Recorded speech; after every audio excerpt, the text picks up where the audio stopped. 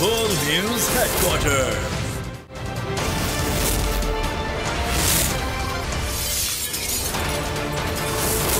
Full News Headquarters. बिस्मिल्लाहिर्रहमानिर्रहीम, अस्सलाम वालेकुम। बोल न्यूज़ हेडक्वार्टर्स में खुश आमदीद। मैं हूँ सोनिया शेख और मैं हूँ अफशीन कुरैशी। हेडलाइंस आपने जानी, बुलेटिन की टॉप स्टोरीज में शामिल करेंगे। अलमनाक हादसा,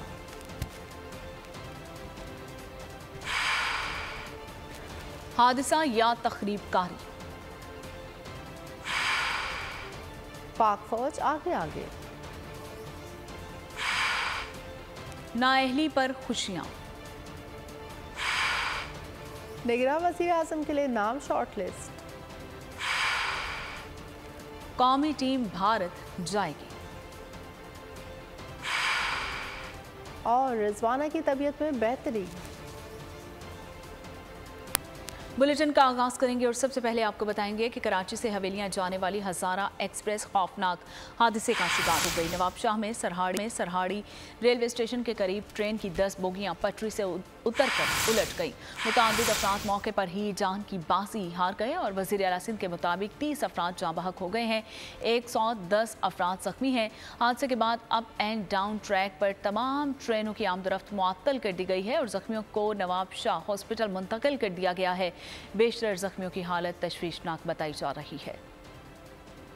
मुल्क में ट्रेन का एक और अलमनाक हादसा। कराची से हवेलियां जाने वाली हज़ारा एक्सप्रेस की 10 बोगियां पटरी से उतर कर उलट गईं। नवाज डायरी के मकाम पर मुसाफिरों की लाशें, जख्मियों की चीखो पुकार, हर तरफ दर्दनाक मनाजिर। बोगियों में फंसे मुसाफिरों को निकालने की कोशिशें जारी। बेशतर जख्मियों की हालत तशवीशनाक है। जख्मियों को करीबी अस्पताल मुंतकिल किया जा रहा है। हादसा सरहाड़ी स्टेशन के एडवांस सिग्नल के करीब पेश आया। ट्रेन में 1000 के लगभग मुसाफिर थे। तर्जुमान पाकिस्तान रेलवेज कराची के मुताबिक ब्रेक देर से लगने की वजह से हादसे ने शिद्दत इख्तियार की। पाक फौज और रेंजर्स के साथ साथ मकामी अफराद भी इमदादी कार्रवाइयों में शरीक रहे। हादसे के बाद अप एंड डाउन ट्रैक तमाम ट्रेनों की आमदरफ्त के लिए मुअत्तल कर दी गई। उधर हादसे के बाद पीपल्स मेडिकल यूनिवर्सिटी अस्पताल नवाबशाह में भी इमरजेंसी नाफिज कर दी गई है। मुतादिद शदीद जख्मियों को कराची मुंतकिल करने की तैयारियां भी की जा रही हैं।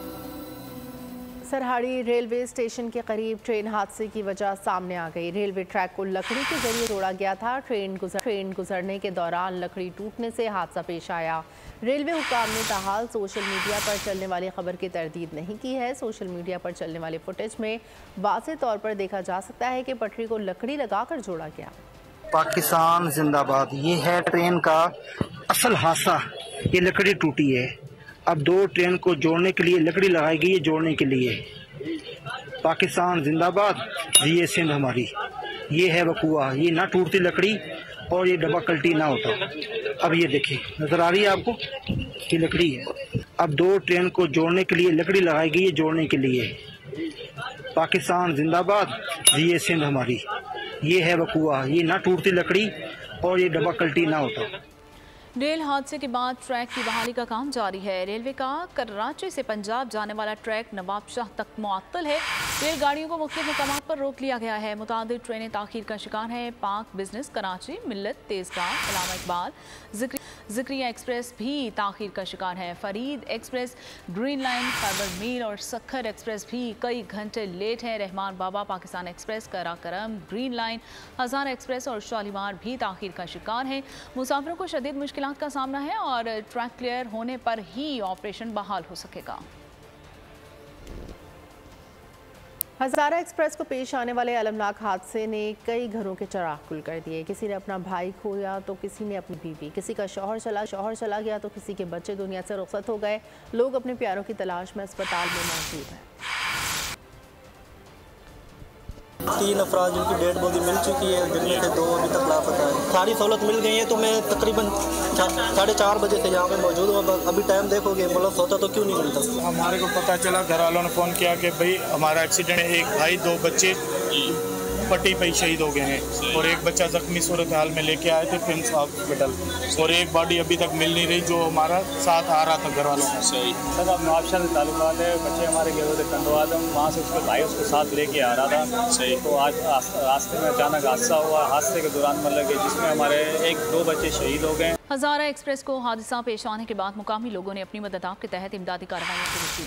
जख्मी और लाशों को बोगियों से निकाला। मुकामी लोगों ने हादसे का शिकार अफराद को खाना और पानी फराहम किया। हज़ारा एक्सप्रेस को अलमनाक हादसा, मकामी लोग इमदादी कार्रवाइयों में पेश रहे। हादसे के फौरी बाद सैकड़ों मकामी लोग जाए हादसा पर पहुंचे और इमदादी कार्रवाइयाँ शुरू। शाहिदीन ने बताया कि एक बोगी से 25 लाशें निकाली गयी। एक बोगी से हम 25 लाश निकाल चुके हैं। हमारे पड़ोसी, हमने जो भी बंदे शहर के थे सारे ने मदद किया। हमारे मकामी लोगों ने ट्रेन से निकाले गए अफराद के लिए खाने पीने की अशिया फराहम की। कोई पानी है, कोई सवाब के खातिर कुछ देने आए हैं। इधर तो जुल्म हुआ पड़ा है। आदमी इस टाइम गरीबों की मदद करता है, तो मदद करे वाला कोई भी नहीं है। तकरीबन 30, 40, 50 बंदे हमने खुद ने निकाले हैं इधर से। हम पानी का सबील लगाया है, जो भी मुसाफिर आए हैं उनको पानी पिलाने के लिए। बहुत सारा नुकसान हुआ है। हादसे के बाद मकामी लोग नाकाफी वसाइल के बावजूद जख्मियों की मदद के लिए हर मुमकिन कोशिश करते रहे। नवाबशाह ट्रेन हादसे के बाद पाक आर्मी और रेंजर्स ने फौरी तौर पर रेस्क्यू ऑपरेशन शुरू कर दिया। GOC Hyderabad major general Mohammad Hussain भी फौरी तौर पर नवाबशाह पहुंचे। रेंजर्स के जवानों ने एक बोगी से 4 घंटे बाद एक बच्ची को जिंदा निकाल लिया। हेलीकॉप्टर के जरिए फौरी तौर पर जख्मी को अस्पताल मुंतकिल कर दिया गया। GOC Hyderabad major general Mohammad Hussain का कहना है ट्रेन हादसे में अब तक की तहकीकात के मुताबिक तकरीबकारी के शवाहिद नहीं मिले।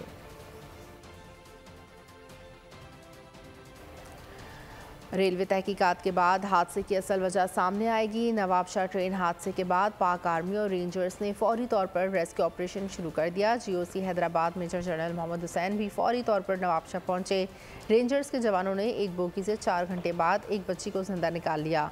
हेलीकॉप्टर के जरिए फौरी तौर पर जख्मियों को अस्पताल मुंतकिल किया गया।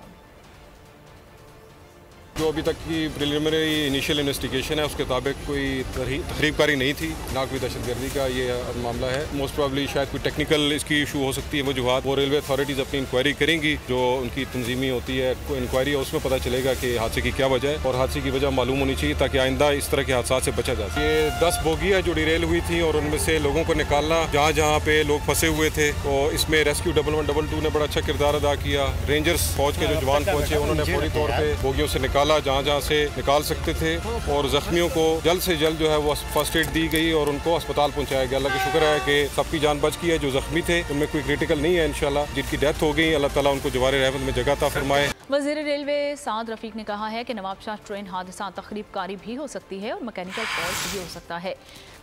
प्रेस कॉन्फ्रेंस में कहा कि वाक़या तकरीबकारी थी या फन्नी खराबी, इसका फैसला FGIR करेगी। रिलीफ के काम के बाद ट्रेन हादसे की तहकीकात होंगी और वज़ीर रेलवे ने कहा कि हादसे के हर पहलू को देखा जा रहा है।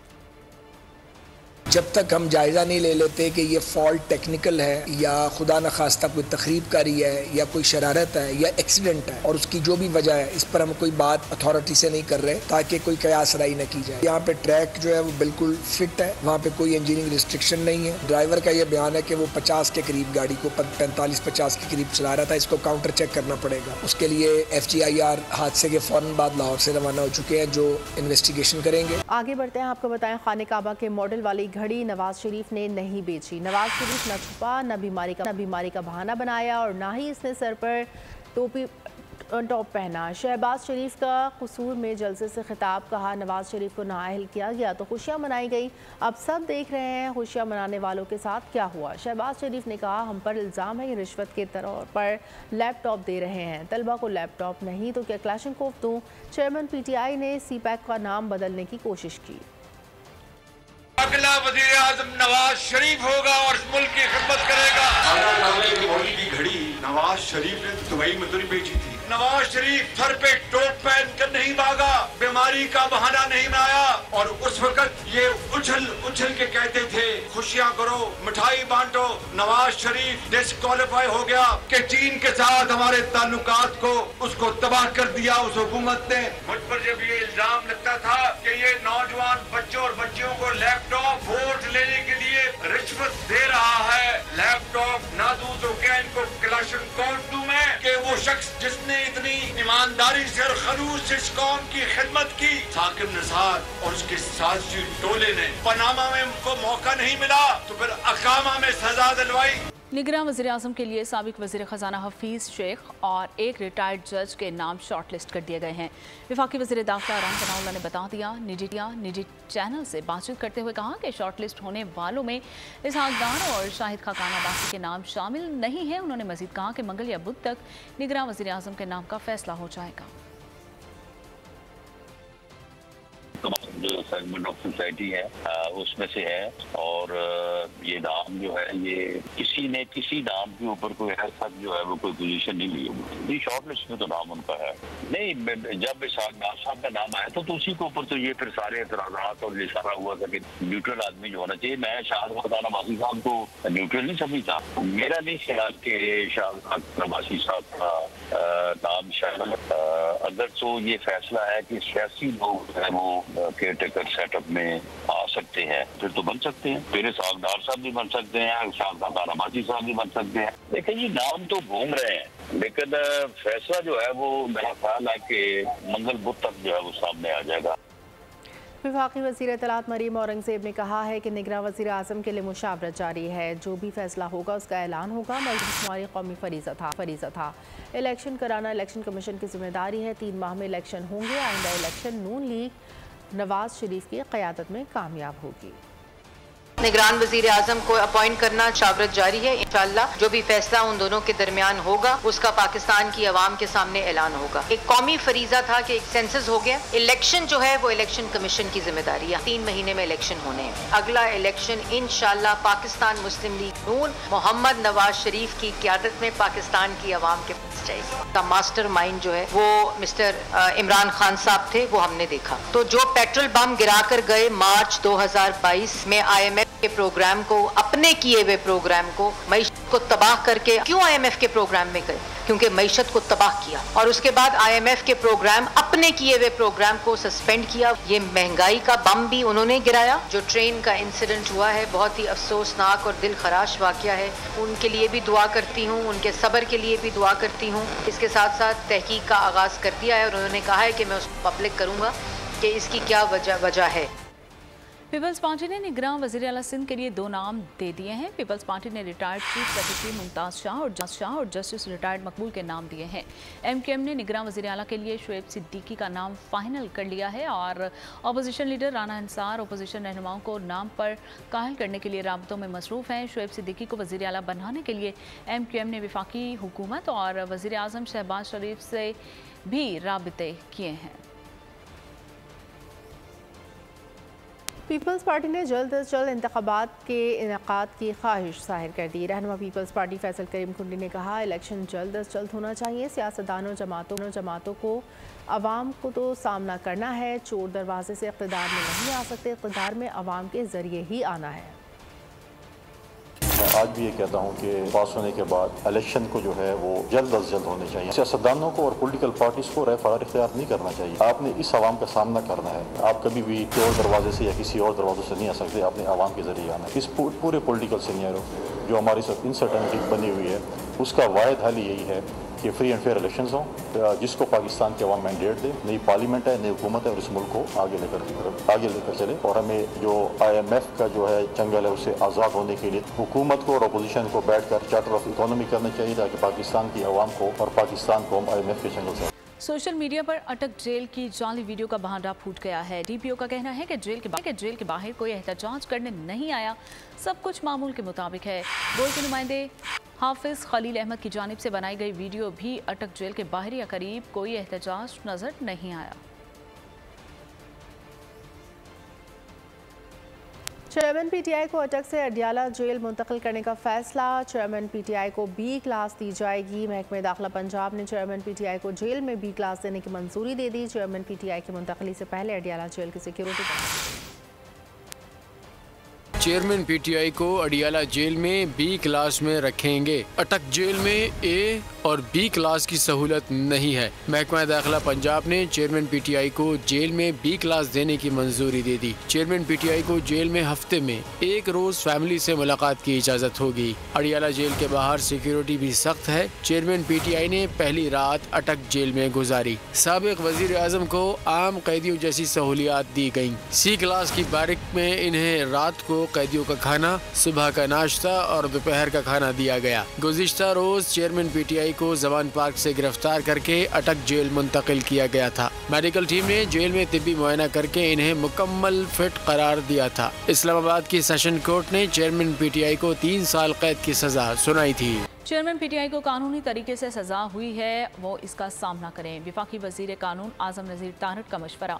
कहा चेयरमैन PTI ने जो आसासे जाहिर किए हैं उस पर कार्रवाई हुई, उनकी चोरी पकड़ी गई, उनके पास अपील का हक है। मियां नवाज शरीफ और यूसुफ रजा गिलानी को तो अपील का हक भी नहीं दिया गया। चेयरमैन तहरीक इंसाफ को एक बड़े सादा से केस में कन्विक्शन हुई है। चेयरमैन पाकिस्तान तहरीक इंसाफ ने बतौर MNA टैक्स रिटर्न्स में तोशा खाने से लिए गए तहाइफ और उनसे बेच के हासिल करदा आमदन को जाहिर किया हुआ था, जो करोड़ों रुपए में है, और आवाम को धोखा देने के लिए उन्होंने अपने इलेक्शन एक्ट के तहत इलेक्शन कमीशन वाले गोशवारों में वो कंसील किया हुआ था। वो चोरी पकड़ी गई। जब रेफरेंस गया स्पीकर साहब का इलेक्शन कमीशन ने, उन्होंने उन्हें नाअहल कर दिया और कानून के ऐन मुताबिक उस पर ट्रायल हुआ। कानून के मुताबिक एक सजा हुई है, उनके पास अपील का हक है। मियां नवाज शरीफ और यूसुफ रजा गिलानी साहब को तो आला तरीन अदालत ने घर भेज दिया, ना अपील, ना रिव्यू, ना रवैयत। हुकूमत बर वक्त इलेक्शन के मूड में नहीं, मुश्किलात का हल जल्द अज जल्द इलेक्शन है। मीर जमात इस्लामी सराफी बोल के प्रोग्राम तब्दीली में गुफ्तगू। कहा रवां साल इलेक्शन होने चाहिए, ताख़ीर नाइंसाफी होगी। इलेक्शन के लिए दस्तक मुहिम का आगाज किया है। पहले दिन से यही चाहते हैं कि कोई ऐसा बहाना, कोई उज़र, कोई चीज़ मिल जाए जिसको बेस बनाकर हम इलेक्शन को डिले करें। मैं इसलिए समझता हूँ कि इस वक्त मुल्क जिस मुश्किल से दो चार है, इसका वाहिद हल अब भी सिर्फ और सिर्फ जल्द अज जल्द इलेक्शन है। हमारा मुतालिबा यही है कि इस साल इलेक्शन होना चाहिए और डिले करना पाकिस्तान के साथ भी इंसाफ़ी है। हमने दस्तक मुहिम के नाम से हर घर पर जाकर लोगों को बेदार करने का, लोगों को एक इस्लामी विल पर पाकिस्तान के लिए वोट देने का एक काम शुरू किया है। 9 मई को जो कुछ हुआ हमारी तारीख़ में ये एक बदतरीन दिन था, इसलिए कि सरकारी अमलाक जलाए गए। हमारा मौक़िफ़ तो यह है कि और भी बहुत सारे लोगों के नाम तो शाखाना से लेने वालों में मौजूद है।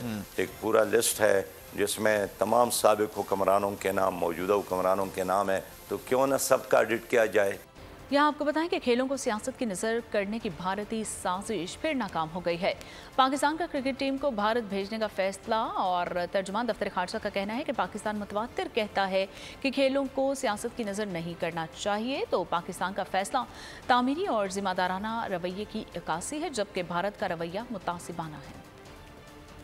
मेंस क्रिकेट काउंसिल के आलमी कप 2023 में पाकिस्तान की शिरकत। पाकिस्तान ने क्रिकेट टीम को भारत भेजने का फैसला कर लिया। तर्जुमान दफ्तर खारजा का कहना है कि पाकिस्तान मुतवातिर कहता है कि खेलों को सियासत की नज़र नहीं किया जाना चाहिए। क्रिकेट टीम को आइंदा ICC क्रिकेट आलमी कप 2023 में शिरकत के लिए इंडिया भेजने का फैसला किया है। पाकिस्तान समझता है कि भारत से दो तरफा ताल्लुकात को आलमी खेलों बारे जिम्मेदारियों को पूरा करने में रुकावट नहीं बनना चाहिए। पाकिस्तान का फैसला तामीरी और जिम्मेदाराना रवैये का अक्कास, जबकि भारत का रवैया मुतासिबाना है। पाकिस्तान को अपनी क्रिकेट टीम की सलामती के बारे में गहरी तशवीश है। अहमदाबाद में पाक भारत मैच क्यों? PCB और हुकूमत पाकिस्तान के तहफ़्फ़ुज़ात बरकरार हैं। PCB ने हुकूमती तहफ़्फ़ुज़ात से ICC को आगाह करने का फैसला कर लिया है। इस ज़मन में PCB ICC को ख़त लिखेगा। पेशावर में अमन दुश्मनों का एक और वार, पुलिस एहलकार शहीद हो गया। आफरीदी रोड बुट भीड़ में मुसल्लह अफराद ने पुलिस मोबाइल पर फायरिंग शुरू कर दी और वाक़े में SI और 2 कांस्टेबल्स ज़ख्मी हो गए हैं। ज़ख्मियों को हॉस्पिटल मुंतकिल कर दिया गया और जहां एक कांस्टेबल ज़ख्मों की ताब ना लाते हुए चल बसा। कराची में FIA ने एक और कार्रवाई करते हुए इंतहाई मतलूब दहशतगर्द को गिरफ्तार कर लिया। एहसानुल हक नामी मुलजिम बैरून मुल्क फरार होने की कोशिश में था, जिसका नाम स्टॉप लिस्ट में शामिल था। मुलजिम CTT के P को मतलूब था। मुलजिम के सर की कीमत 10 लाख मुकर्रर थी। और कराची से खबर यह भी है कि कराची ज़मान टाउन में मुबैना तौर पर सौतेले बाप की बेटी से ज़्यादती। पुलिस ने मुलजिम के खिलाफ मुकदमा दर्ज कर लिया है और मुलजिम की तलाश जारी है। दरख्वास्त में लड़की ने मौके पर अपनाया कि सौतेला बाप कई साल से ज़्यादती का निशाना बना रहा है। मुतासरा लड़की ने कहा कि सौतेले बाप से तंग आकर मुझे घर भी छोड़ना पड़ा। जंगलात के तनाज़े ने आग भड़का दी। शेरानी के इलाके गज़ई में 2 ग्रुपों में फायरिंग का तबादला, 2 अफराद हलाक हो गए। लाशों को DHQ अस्पताल मुंतकिल कर दिया गया। पुलिस के मुताबिक दोनों ग्रुपों के दरमियान चिलकोज़े के बाग पर झगड़ा हुआ है। कमसिन मुलाजमा तशद्दुद केस में जज की अहलिया शामिल तफ्तीश हो गई है। सोमिया आसिम ने खुसूसी टीम के सामने सेहत जुर्म से इनकार कर दिया है। स्पेशल JIG ने मुलजिमा से तहरीरी जवाब तलब कर दिया है। मुलजिमा पर बच्ची पर वहशियाना तशद्दुद का मुकदमा दर्ज है। 12 साला बच्ची रिजवाना की लाहौर के हॉस्पिटल में तबीयत अचानक बिगड़ जाती है।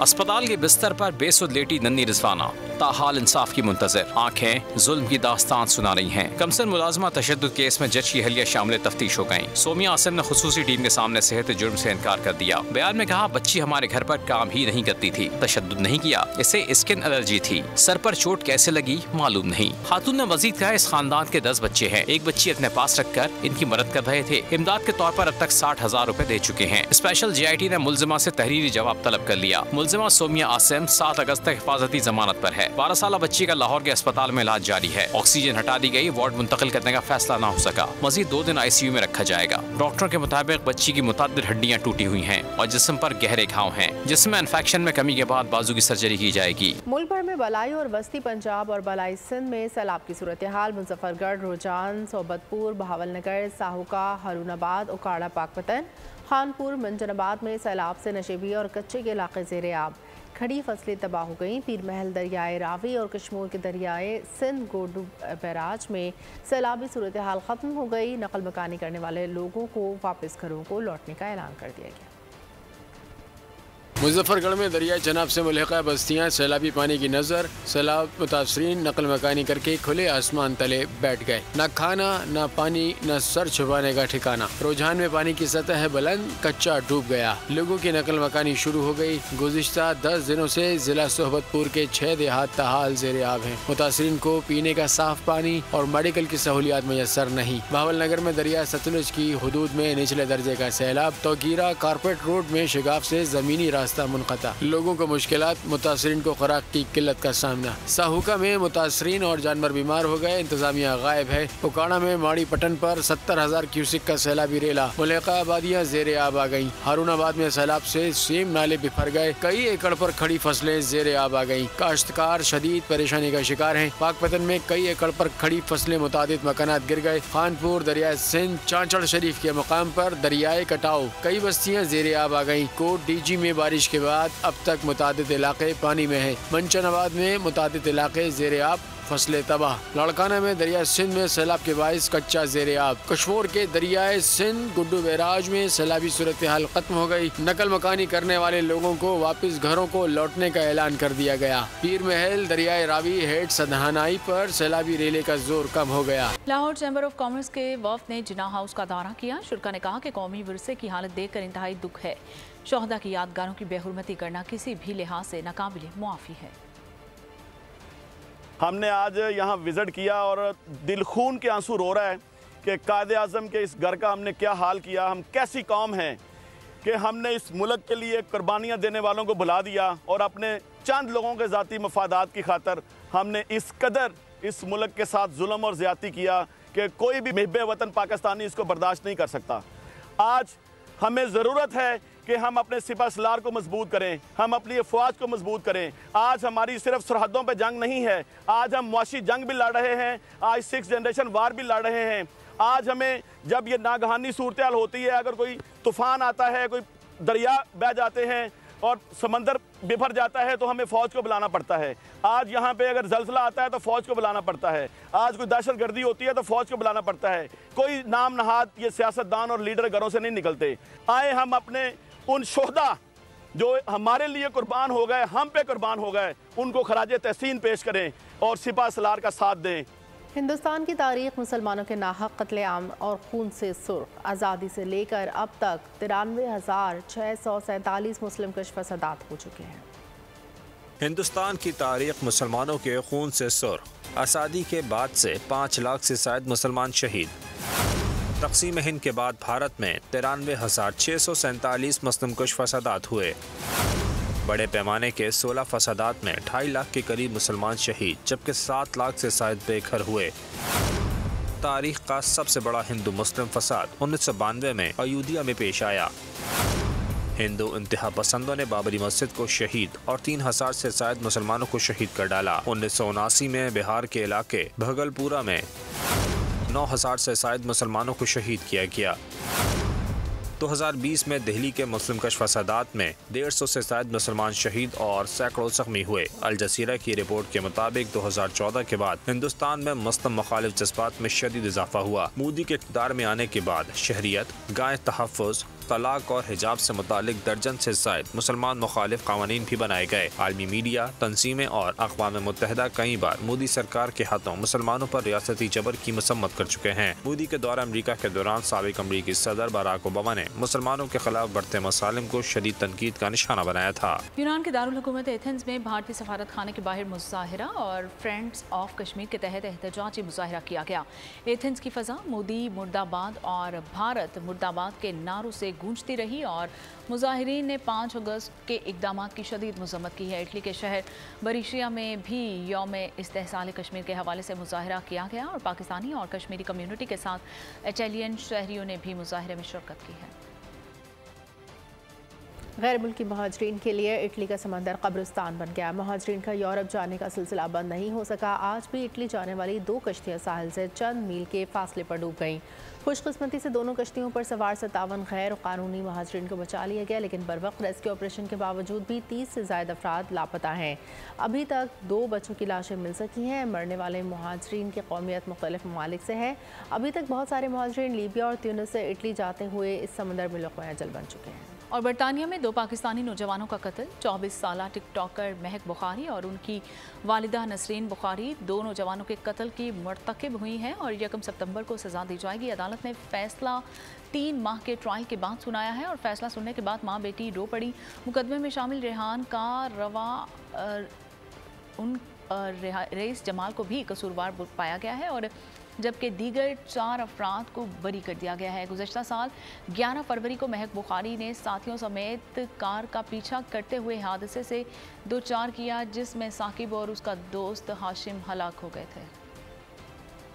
यौम आज़ादी भरपूर जोश और जज्बे से मनाना है। हैदराबाद में तैयारी भरपूर अंदाज में जारी है। गली मोहल्ले झंडियों से सज गए। घरों के लिए ख़रीदारी जारी है। बच्चों को आए शॉपिंग कराने के लिए झंडे वगैरह दिला रहे हैं, बैनर वगैरह दिला रहे हैं। इंशाल्लाह तैयारी करेंगे 14 अगस्त की, जितना अच्छे से अच्छा होगा, जितनी तैयारी हो सकेगी इंशाल्लाह करेंगे। बच्चों की ख्वाहिशात भी पूरी करनी है। बच्चों के स्कूल में फंक्शन वगैरह भी होते हैं, तो उसके हवाले से कपड़े बैजेस वगैरह लेने आए हैं। कैप और ये फ्लैग वगैरह तो लिए हैं, अभी बाकी चीज़ें लेनी है। गहरी दिलो जान से जाना जोश खरोश के अंदर 14 अगस्त को मनाएं और पाकिस्तान की आज़ादी को दिल से सेलिब्रेट करें, क्योंकि ये हमारा कौमी ट्रेडिशन है और इसके बगैर हम इस झंडे को बुलंद करेंगे तो हमारे पाकिस्तान का नाम होगा। और इसके साथ ही बोल न्यूज़ हेडक्वार्टर से फिल वक्त इतना ही। मज़ीद खबरों और अपडेट्स के लिए आप विजिट कर सकते हैं हमारी वेबसाइट bolnews.com। देखते रहिए बोल न्यूज़। अगर आपको ये वीडियो पसंद आई है तो हमारे चैनल को सब्सक्राइब कीजिए और बेल आइकन को प्रेस कीजिए। तारीख का अमीन,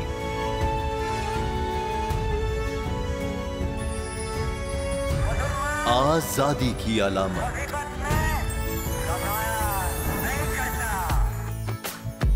हुस्न का आईनादार, फिक्रो नजरिए की अक्कास, सरफराजी का गवाह, यानी हम सबका निगहबान पाकिस्तान।